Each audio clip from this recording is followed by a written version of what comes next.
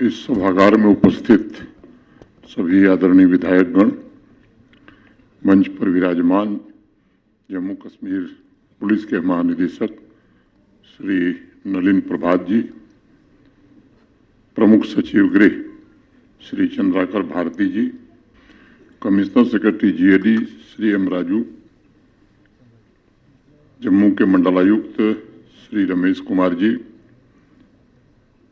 Police महानिरीक्षक जम्मू श्री भीमसेन टूटी जी,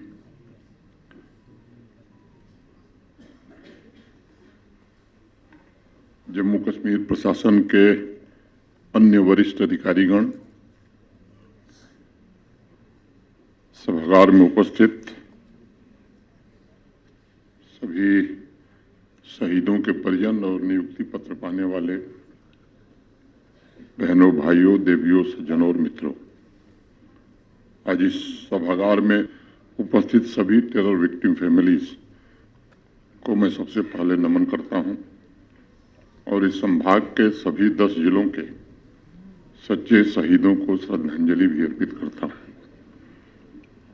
जैसा बताया गया, 28 जुलाई को इसी सभागार में एक कार्यक्रम के दौरान अनेक परिवारों के आश्रितों को नियुक्ति पत्र सौंपे गए थे, जिनके परिजनों की जान आतंकवाद में चली गई थी। वह सभी परिवार ऐसे थे जो लंबे समय से गुर्बत और भय के साए में जी रहे थे। भेदभाव भरी व्यवस्था की वजह से उन्हें यहाँ दोहरी मार झेलनी पड़ती थी।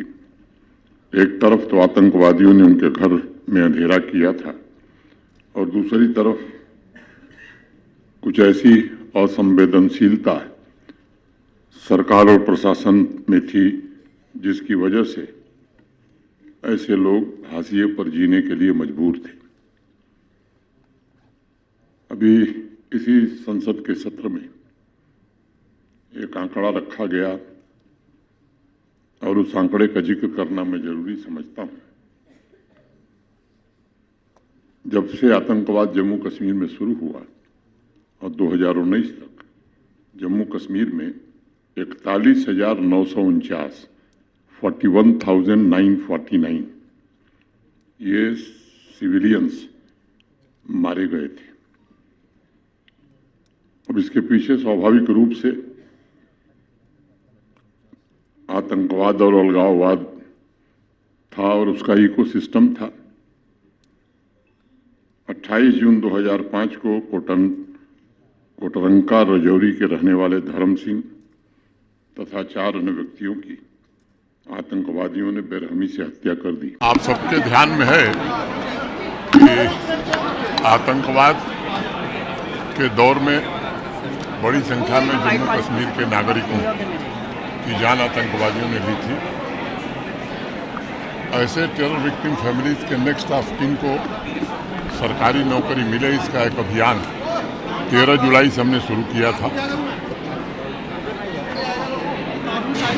पहले भी जब इसी सभागार में अनेक लोगों को नियुक्ति पत्र दिया गया था, आज फिर से 41 ऐसे लोगों को जिनके परिजनों को आतंकवादियों ने मारा था, उन्हें सरकारी नौकरी दी गई है और बाकी कुछ और भी पुलिस विभाग के केसेस में जिन नौकरी प्रदान की। ये सच है कि बड़ी संख्या में लोगों की जान गई आतंकवाद के कारण, उनकी संपत्ति को नुकसान हुआ, कई मामलों में एफआईआर नहीं हुआ। तो इन सब मामलों में प्रशासन पूरी संवेदनशीलता के साथ काम कर रहा है और भी कोई अगर जेन्युइन केस बचा हुआ तो ये निरंतर चलने वाली प्रक्रिया है। उनकी नौकरी को भी प्रोसेस किया जा रहा है और आने वाले दिनों में उनको भी नौकरी दी जाएगी।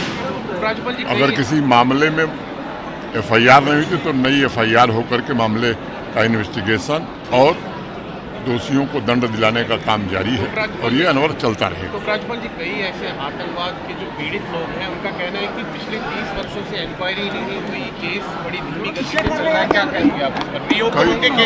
कई मामले रीओपन किए गए हैं। कुछ मामले हैं जिसमें साक्ष्य नहीं मिल रहे, एविडेंस नहीं मिला, लेकिन उसके लिए भी सीनियर ऑफिसर्स को इंस्ट्रक्शन दिया गया है कि ऐसे प्रकरण जो सबके ध्यान में है उनकी इन्वेस्टिगेशन करके दोषियों को सजा